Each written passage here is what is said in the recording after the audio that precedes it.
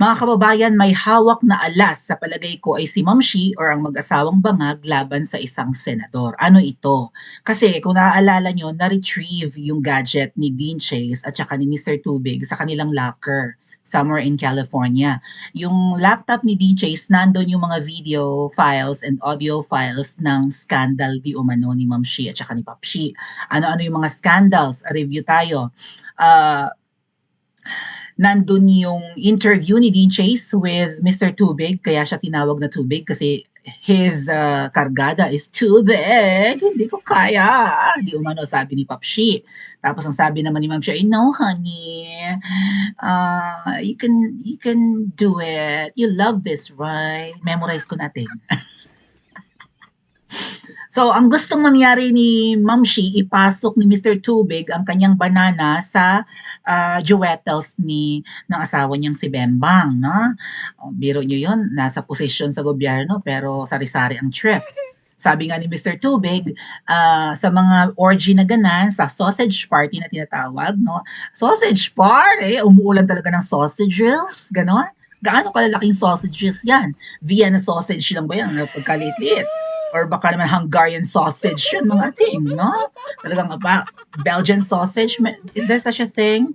O basta mga ganun, mga higanting sausage yata. Ito kasi sabi ni Papshi daw ay he can take it daw eh. 'Di ba? So, mukhang kung sausage party, and if it's not tilapia party, carry ba ni Ma'am Shi yung tilapia party? Hindi niya siguro carry, no? Kasi silosa si Ma'am Shi eh. Hindi niya siguro maaatim na may ibang tilapia na nakahain sa party. Sa lamis. O kaya dikya party, no? O kaya monay party. May mga ganyang party. Oh. Ano pang party? Bibingka party? Sasabihin na lang natin tilapia party. Biniak na tilapia. Tahong party? Makaro-karo ang tahong ni Liza. Parang may ganong kanta, no? Ano yung makaro-karo, mga ating? May kanta nga na, makaro-karo, makaro-karo ang tahong ni Liza. Parang may ganong kanta. May biyernes sa akin si Ma'am Shi. Pagurgur ako ni Ma'am Shi. Ma'am Shi, please na, malit lang akong vlogger. Tungaw lang accounts. Hindi ako threat sa buhay mo. Okay. Feeling ko hindi talaga yan pwede na bibingka party or bilat party. Yun lang yon. Bilat party. No? Siguro umuulan ng bilat doon sa party. Sa tingin ko hindi kaya ni Ma'am Shi yan na may ibang babae na kasali sa party. So dapat siguro ay sausage lang. Eh syempre si Papshi may tropa siya noon na Voltes 5, di ba? So nasanay si Ma'am Shi siguro sa sausage party. Something like that. Tama ba? So, umuulan ng hotdog or whatever that is.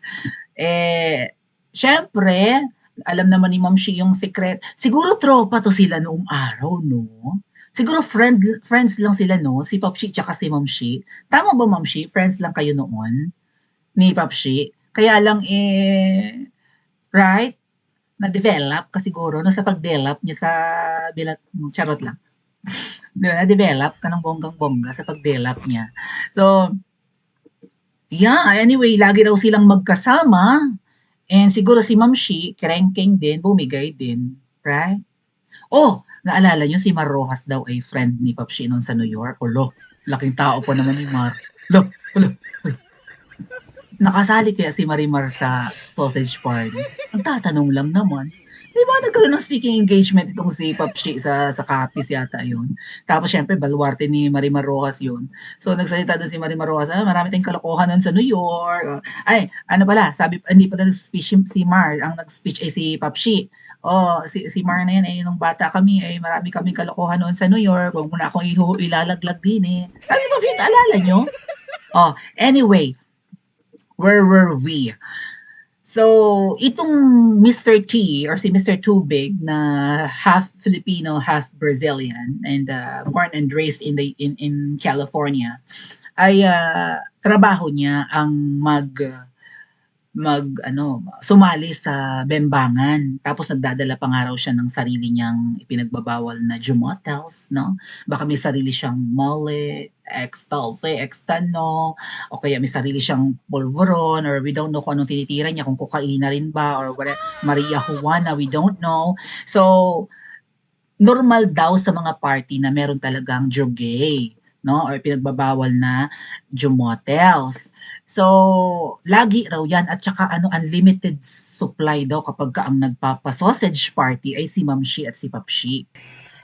At dahil isiniwalat ito ni Dean Chase at saka ni Mr. Tubig, ay sinundan talaga sila, sinusubaybayan, napilitan tuloy lumipat. Ayun nga, nakuha sa mga lockers nila yung mga gamit nila, pareho ni Mr. T, Dean's laptop and burner phone, and Mr. T's phone and IDs and other valuable things. At dahil nga in possession na yan ng, 'di ba, ng kung sino man ang kumuha nun kasi of all the lockers doon sa gym na hindi naman, kumbaga hindi naman sikat or hindi nga siya parang siguro exclusive lang yon or what? Parang hindi matao, 'di ba? Parang sikretong gym or something, exclusive siguro for the homeowners or condo owners, ganyan, ay nasubaybayan pa rin at nakuha sa locker nila na pinagtataguan yung mga gadgets. Ngayon, panonoorin natin ang video ni Dean Chase, but mga kababayan, ang ano lang dito, lagi ako nasa strike sa video ni Dean Chase, lagi akong napaparusahan ng YouTube. So hindi ko i-play yung audio, pero babasahin ko yung transcript. Okay? So here is Dean Chase's new vlog, and gigil na gigil siya, and hinahamon niya nga na magpa-drug test ang mag-asawa. Okay? Pero dito nabanggit niya na may isang kliyente, si Mr. Tubig, na anak ng dating presidente. Sino? Na ngayon ay senador. Napanood nyo? Panoorin nyo na lang po yan sa Facebook page ni Dean Chase. Pero bago nga tayo magsimulang mag-live, kinuha ko yung verbatim ng vlog ni Dean Chase. At eto po yan. Okay. Eto. There you go. So, yeah, tinranscribe ko yung vlog ni Dean Chase at babasahin ko yung kanyang speech instead of ipi-play ko yung audio kasi may copyright nga po, mga kababayan. So here's Dean Chase exposing several things, and hinahamon din niya yung mag-asawa na magpa-hair follicle test. Kung gusto daw ng mag-asawa na i-surrender niya yung mga hawak niyang videos and audio files, and siguro move on na, no? O magpa-hair follicle kayo. Kapag negative kayo, something, pag negative kayo dyan, edi ibibigay ko sa inyo yung mga hawak kong ebidensya. At uuwi daw siya ng Pilipinas at susuko na, sabi ni Dean Chase. So, ako na nagsasabi sa'yo, Dean Chase, hindi yan susuko ang mag-asawa. Hindi yan mag-give in sa kondisyones mo. Sasabihin lang, huyo. Pero syempre, alam ni Dean Chase na mabigat yung hawak niyang evidence. Okay? So, here's Dean Chase. And then babasahin ko na lang instead of you listening to his vlog, mga kababayan. Ito sabi niya, no? Magandang araw po sa ating lahat. Si Dean Chase po ito. Ito na nga po, nabasa ko na po at nakita ko ang kabuuan ng reaction o komento ng palasyo paukol sa expose namin ni Mr. T. On the palace's reaction, kumbaga sinegregate ko or something. Ang kakapal talaga ng mukha nitong mga hinayupak na itong mga shoot ng inamels, sabi niya. Anong sinabi mo, Claire Castro? Dapat may agarang aksyon para patukoy sa bagong paratang sa mag-asawa na nasa palasyo? Di ba pinasusundan nyo na kami? Diyan napupunta ang taxes nyo, ina-address niya ang mga Pilipino. Pinagsasayang ang pera ng mamamayang Pilipino. Magkano na naman ang budget ninyo na iniligay sa amin dito sa Amerika? So may binabayaran at ginagastusan po ng mag-asawa para patiktikan si Dean Chase. Milyon-milyon na naman yan para lang matukoy kung saan kami nakatira. Kakalipat lang namin, pagkatapos may inutusan na naman kayo dito sa old neighborhood namin, may paikot-ikot doon na parang tanga, grabe yung parang tanga. Kasi nga, Lumipat na nga, magtatanong pa kayo. Tapos, do you know these people? Where did they transfer? Alam nga namang, Diyos ko, sa US pa, feeling ko naman walang pakialamanan dyan. Eh wala eh, binayaran eh, di magtrabaho na lang, no? Inutusan para ipagtanong yung whereabouts sila Dean Chase, di mukha daw siya nga daw yung nagtatanong sa kanila. Or nagtatanong para mahanap sila. Nagtatanong kung saan na kami lumipat. Oh, hindi lang yan, kinuha niyo na ang laptop ko, di ba? Andun ang mga files. Akala niyo naman tanga ako na hindi ako nag-backup. Lahat may backup yan. Sa tingin niyo talaga, tanga ako? Nakuha niyo na rin ang cellphone ni Mr. T, di ba? Yun talaga ang gusto ninyong makuha. Ay ang cellphone ni Mr. T. Kasi alam niyo nandun lahat ng contacts ng mga opisyal na naging customer niya, di ba? Ayan na, mga ating. So, meron palang teka lang. Bigla ako napaisip. Hindi kaya sinadyang magurgur si Paulo Tantoco? Pwede, no? Who is Paulo Tantoco para sa mga hindi nakakaalam? Siya yung booker ng mag-asawa.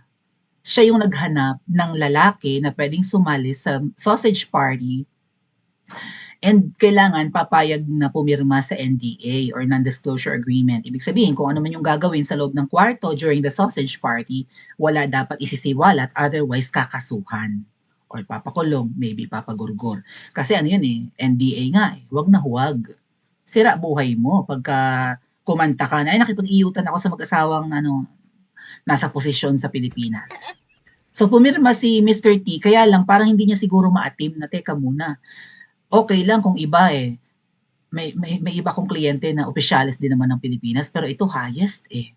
Sila yung humahawak ng posisyon tapos gantong pinagagagawa. Okay lang kung bembangan, naiintindihan ko, no? Sabik siguro sa kanilang lifestyle noon, kaya lang may kasama ng drugay. Hindi pwede to, nanay ko Filipina, sabi no. Siguro tumatakbo sa isip ni Mr. T. So ginawa niya, kinuha niya yung cellphone niya, kunwari tumatawag siya ng Uber, uwi na ako, ganun no. Pero yung pala, nagtitake na siya ng video, ay dumaan si Liza Malu. Kailan yung si Liza Malu? Si Liza Malu Wang. Kamag-anak siya ni Vera Wang, yung designer. Kailan yung si Vera Wang? Vera Wang. Kamag-anak niya si Liza Maluwang. Ay dumaan doon, ka-upload lang ni Dean Chase a few days ago, no? Na nakita, actually, picture na nga lang eh. Picture na hubo-hubo, no? Screenshot, kinover pa nga. Na-strike ako, nabura yung content ko, punyeta, nasayang ang pangako doon. Mga tat ko nangalay ako ng kaka-vlog, tapos binura lang ng YouTube. Kasi violation. So, ayun, no? Hindi na atim ni Mr. Tubig na, teka muna, ito yung nagpapatakbo ng Pilipinas. Ba't ganito ginagawa? Kunan ko nga ng evidence. Maybe it happened in 2023. Pero itong 2025, ay nagurgur si Mr. Tubig. Ay, Mr. Tubig, no. Knock on wood.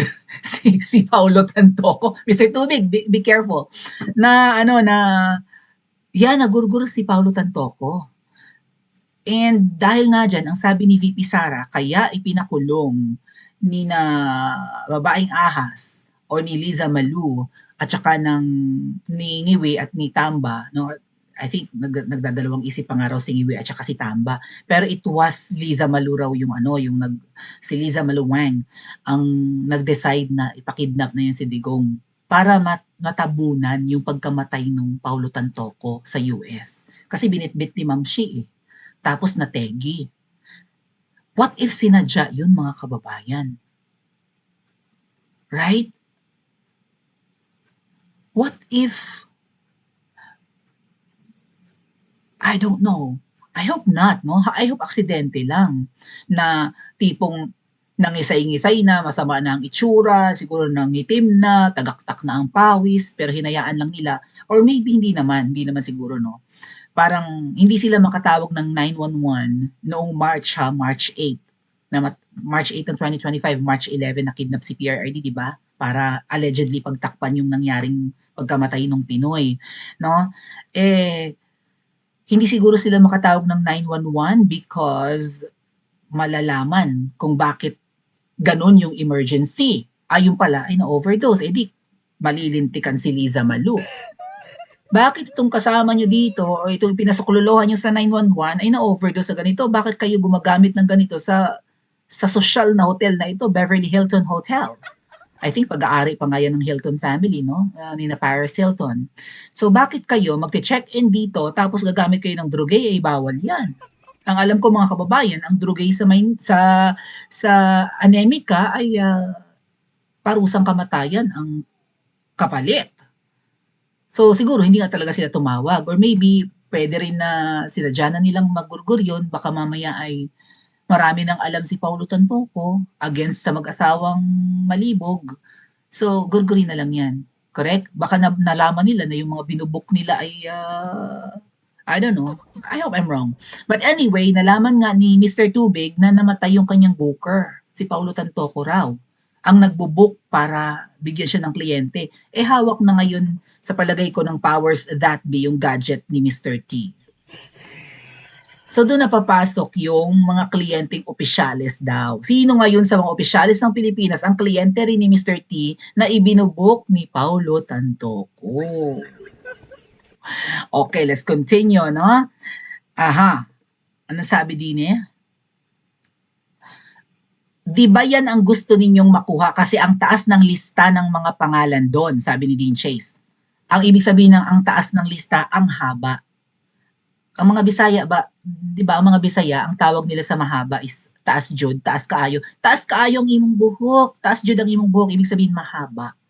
Yun yung word na ginagamit nila, taas. Pero ang ibig sabihin nun, mahaba ang listahan ng mga pangalan doon sa phone ni Mr. T. Baka yung lahat nga ng nasa phone book niya, aside from his family members, no? At may asawa na yata si Mr. T.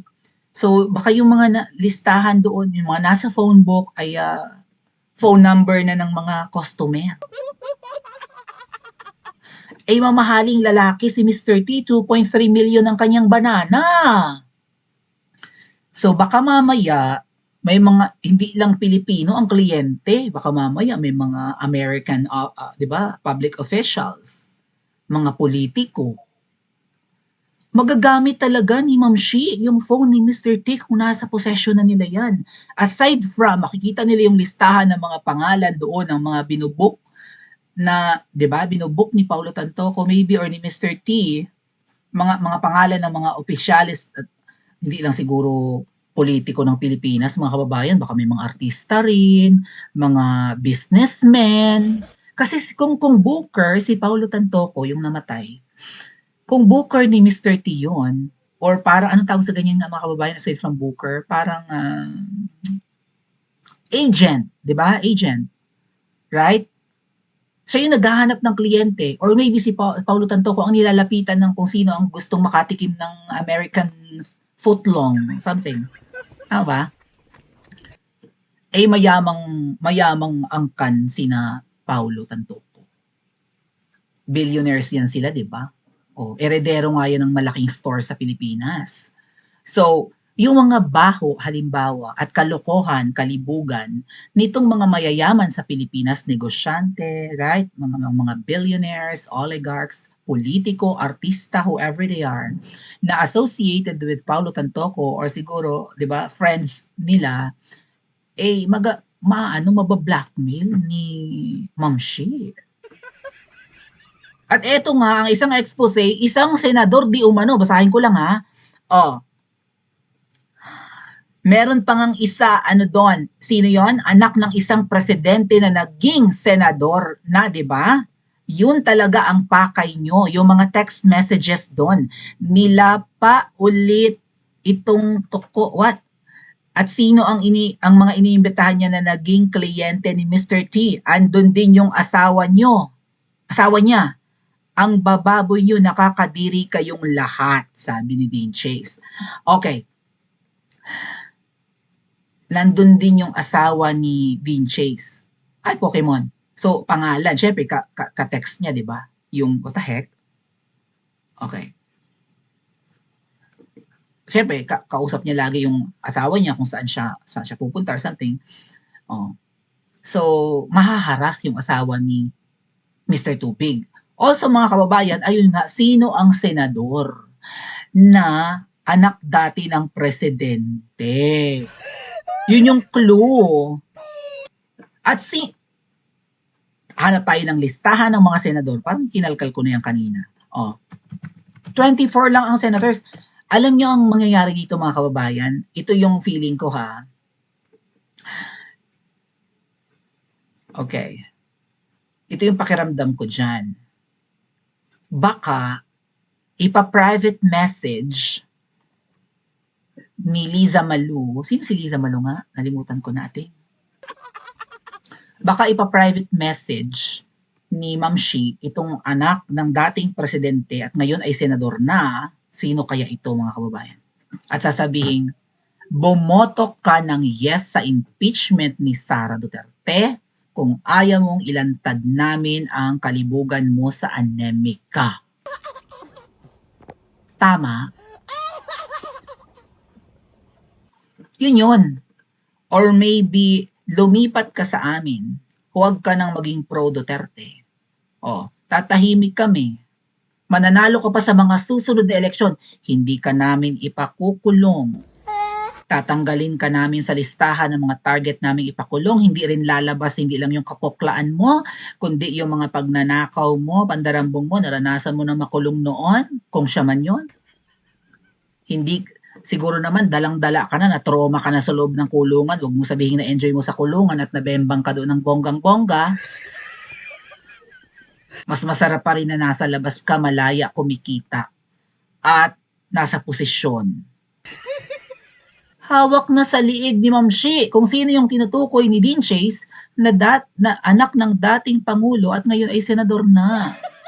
Okay, hanap tayo ng kung sino man yung mga yan, mga kababayan. Maybe hanapin natin sa mga listahan ng mga senador ngayon kung sino ang pokla muna, no? Sino ang pokla? Dali. Ito ang senators of the 20th Congress.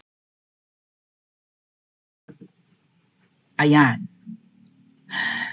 Francis Escudero or si Cheese Escudero. Pokla ba siya? Si Kilay ang tawag sa kanya. Maganda ang kilay niya ngayon eh. Pero magjowa sila ni Hart, di ba? May asawa naman siya eh. Kaya lang syempre, iba na ang panahon ngayon, may asawa at wala. Pwede namang pokla, ha? Si OG Diaz nga, pokla, may asawa, may anak din eh. Diba? Alan Peter Cayetano. Malambot ba ito? May asawa to, di ba? Lani Cayetano, asawa niya. Pokla ba ito? JV Ejercito. Anak din ito ni Erap? I think so. Jinggoy Estrada. Anak ba siya ng dating presidente? Sino yung dating presidente? Na tatay niya or nanay niya? Ngayon senador na. So, itong problema kasi, kaunti lang ang mga senador. Buti sana kung congressman ang tinukoy ni Dean Chase. Right? Madaling matuto ang mga congressmen, ang mga buhaya, 300 mahigit. Pag palagay mo 350. Ay, ang senador, iilan lang. Ay, mahahawakan talaga to sa leeg ni Ma'am Shi. Sherwin Gatchalian. Malambot din ba si Sherwin? Ito ba yung ang jowa niya ay nagpapapunta ng lalaki rin sa kondo sa BGC? Wala siya. Umalis siya. Punta ka dito. Artista rin yata yung pinapupunta. Yung girlfriend ba niya, beauty queen or artista? Or both? Tatanong lang tayo, no? Si Risa Ontiveros. Anak ba siya ng dating Pangulo? Pangulo ba may Pangulo ba tayong Ontiveros? Parang wala naman, no? Lauren Legarda. Parang wala namang Legardang presidente. Robin Padilla. Malabo din. Pero pokla ba si Robin? Pokla ba siya? May asawa, may anak, Muslim. Dalawa na nga yata ang naging asawa ni Robin. Dalawa na ba? Raffy Tulfo. Barakong Barako. Pero wala namang presidenteng Tulfo nung araw. Joel Villanueva. Ang tatay niya ay, sino nga? Eddie Villanueva. Brother Eddie. Right? Pero tumakbong Pangulo ba yon si Eddie Villanueva? Joel Villanueva. Mark Villar. So, ang tatay niya, hindi mo naging presidente, pero naging presidential candidate. Linawin mo kasi Dean Chase, naging presidential candidate or dating presidential candidate or dating presidente talaga. Pokla ba si Mark Villar? May asawa rin to. Juan Miguel Zubere. wala pa namang Zubiri na presidente. Ang kilala ko lang si Diana Zubiri. Sino si Diana Zubiri nga? Si Danaya ba yun? Di ako nanonood ng TV ngayon eh. Di ako nanonood ng mga Encantadia na yan eh. Bongo. May naging pangulo na bang go? Wala pa naman. Bam Aquino. Oh, wait. May naging presidenteng Aquino. 2. Korikong Aquino at si Ngoy Aquino. Pero si Bam ay hindi naman anak ng mga yon. Tama? Hindi naman. Erwin Tulfo. Hindi rin. Kiko Pangilinan. Wala palang letter T. Kiko Pangilinan lang pala. Hindi Pangilinan. Hindi naman. Wala. Rodante Marcoleta, bagong senador. Lacson. Ping Lacson. Wala namang Lacson na pangulo, pero si Ping ba ay pokla. Tito Soto. Babaero to eh. Parang malabo-labo ng konti. Pero malay mo naman. Right?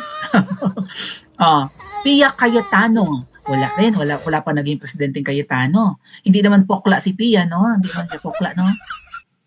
Camille Villar. Anak ni Manny Villar. So, nabembang na ba ito ni Mr. Tubig? Ano sa palagay nyo? Lito Lapid. Wala pa namang presidenteng Lapid, no? Pero sikat yung kanilang chicharon na Lapid chicharon ba yun? Lapid, yeah, right? May Lapid chicharon. Amy Marcos. May dati ng presidenteng Marcos. Anak ng dating presidente at ngayon ay senador na. Si Amy ay anak ng dating presidente. Hindi kaya si Amy ay nabembang din ni Mr. Tubig? So, process of elimination tayo mga kababayan, 2 ang pwede nating pagpilian. Si Amy or si Jinggoy. Which is which? Sino ang binembang ni Mr. T? Si Jinggoy ba ay pokla? At naging kliyente ni Mr. T? May narinig na ba kayong ganyang tseka? Or si Amy, na anak na dating Pangulo at ngayon ay senador na rin, nagpapabembang din ba ito kay Mr. T? Pumapangos din ba siya ng tubo? Ano sa tingin niyo mga kababayan? Pa-comment niyo po sa comment section at panoorin ang susunod na video.